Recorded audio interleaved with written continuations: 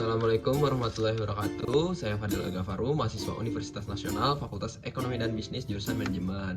Pada kesempatan ini, saya akan membahas salah satu materi dari mata kuliah kewirausahaan yang berjudul Aktivitas Penggunaan Dana. Apa sih aktivitas penggunaan dana itu? Aktivitas penggunaan dana adalah aktivitas menginvestasikan dana pada berbagai aktiva yang dikenal sebagai portofolio. Portofolio yang berarti adanya minimum 2 barang atau lebih yang dipegang oleh investor atau dikelolanya. Selanjutnya ada tujuan dari melakukan portofolio. Tujuannya adalah untuk mengurangi risiko bagi pihak yang memegang portofolio. Pengurangan risiko itu dilakukan dengan diversifikasi risiko. Selanjutnya ada 4 tahapan proses portofolio. Proses portofolio mempunyai 4 tahap, yaitu tahap pertama tahap tujuan investasi, tahap evaluasi kinerja, tahap ekspektasi pasar, dan tahap membangun portofolio. Kita masuk ke tahap yang pertama, yaitu ada tahap penentuan tujuan investasi. Merupakan tahapan awal yang harus dikerjakan oleh semua pihak bila ingin melakukan pengelolaan portofolio investasi.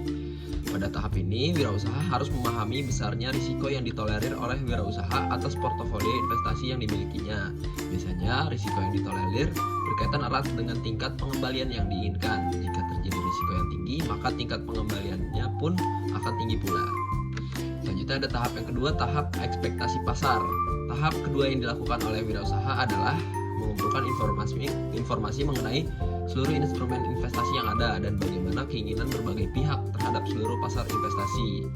Informasi yang dibutuhkan yaitu ekspektasi pasar atas instrumen investasi. Selanjutnya ada tahap ketiga, yaitu tahap membangun portofolio. Merupakan tahap implementasi situasi pasar yang ada. Pada tahapan ini, wirausaha memilih membeli dan menjual instrumen investasi yang sesuai dengan keinginan wirausaha.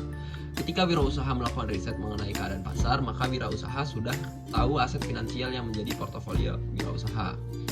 Terakhir ada tahapan evaluasi kinerja. Tahap keempat merupakan tahap akhir dari proses portofolio, yaitu melakukan perhitungan atas portofolio yang dikelolanya. Selanjutnya, hasil pengelolaan portofolio dalam bentuk tingkat pengembalian atau return dibandingkan tingkat pengembalian patokan atau benchmark.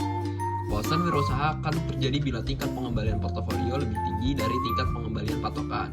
Ini juga menunjukkan keahlian wirausaha terlihat baik dari segi alokasi aset, pilihan instrumen, dan kemampuan market timing. Keempat proses tahapan portofolio tersebut di atas saling berkaitan karena hasil yang dicapai merupakan output dari tahapan sebelumnya.